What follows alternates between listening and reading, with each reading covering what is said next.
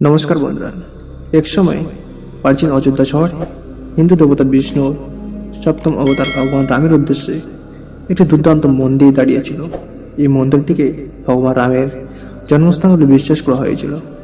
এটি সারা বিশ্বের হিন্দুদের জন্য অত্যন্ত তাৎপর্যপূর্ণ একটি পবিত্র স্থান হিসেবে পরিণত হয়েছে। রাম জন্মভূমি, অযোধ্যার ইতিহাস, কিংবদন্তি কাহিনী এবং ধর্মীয় উচ্ছ্বাসে আবৃত হিন্দু পৌরাণিক কাহিনী অনুসারে অযোধ্যা ছিল প্রাচীন কৌশল রাজ্যের রাজধানী, যা শাসন করতেন গুণী রাজা দশরথ। যেখানে রাজা দশরথ ও রানী কৌশল্যার ঘরে ভগবান রামের জন্ম হয়েছিল। রাম জন্মভূমির স্থানে মূল মন্দিরটি হিন্দু ধর্মমত অনুসারে মানবজাতির পূর্বপুরুষ রাজা মনু দ্বারা নির্মিত বলে জানা যায়। শতাব্দী পর শতাব্দী ধরে মন্দিরটি বেশ কিছু সংস্কার এবং সম্প্রসারণ করেছে।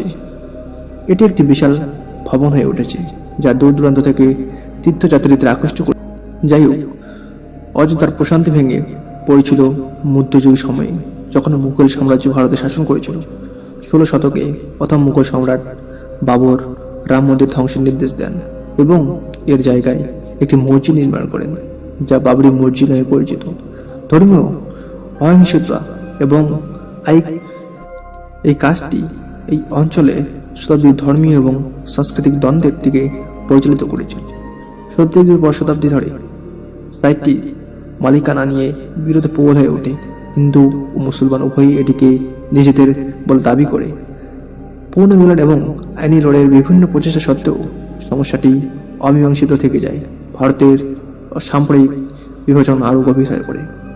20 শতকের শেষের দিকে রাম জন্মভূমি আন্দোলন করতেই লাভ করে, যার নেতৃত্ব দেয় হিন্দু জাতীয়তাবাদী সংগঠনগুলি ও রামের জন্মস্থানে একটি বিশাল মন্দির নির্মাণের আহ্বান জানিয়েছিলেন। আন্দোলন ব্যাপক বিক্ষোভ, রাজনৈতিক উত্থান এবং মাঝে মাঝে অহিংসার জন্ম দেয়। অবশেষে 1992 সালে হিন্দু জাতীয়তাবাদের একটি দল বাবরি মসজিদ ভেঙে দেয়, যা তাদের সাম্প্রদায়িক ইতিহাসের সবচেয়ে অন্ধকার অধ্যায়গুলির একটিকে সূচনা করে। ঘটনাটি সারা দেশে ব্যাপক দাঙ্গা এবং সাম্প্রদায়িক অহিংসতার দিকে পরিচালিত করে, যার ফলে জীবনে ও সম্প্রদায়ের ক্ষতি হয়। ধ্বংসের পরে জায়গাটি মালিকানা নিয়ে আইনি লড়াই চলতে থাকে। মামলাটি ভারতীয় বিচার ব্যবস্থার মাধ্যমে তার পথ তৈরি করে। বছরের পর বছর শুনানি ও আলোচনার পর ভারতের সুপ্রিম কোর্ট নভেম্বরে 2019 একটি ঐতিহাসিক রায় প্রদান করে। একটি মন্দির নির্মাণের জন্য হিন্দুদের জমি মঞ্জুর করার পাশাপাশি একটি মসজিদ নির্মাণের জন্য একটি বিকল্প জায়গা বরাদ্দ করার আদেশ দেয়।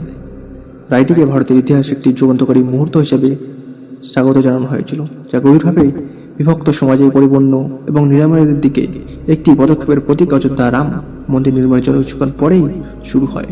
লক্ষ লক্ষ ভক্তরা এই প্রকল্পে তহবিল এবং শ্রম দিয়েছিলেন। আজ রাম জন্মভূমি অযোধ্যা লক্ষ লক্ষ হিন্দুদের স্থিতিশীলতা এবং বিশ্বের প্রমাণ হিসেবে দাঁড়িয়ে আছে, যার প্রজন্ম ধরে ভগবান রামের উত্তরাধিকার সমুন্নত রেখেছে।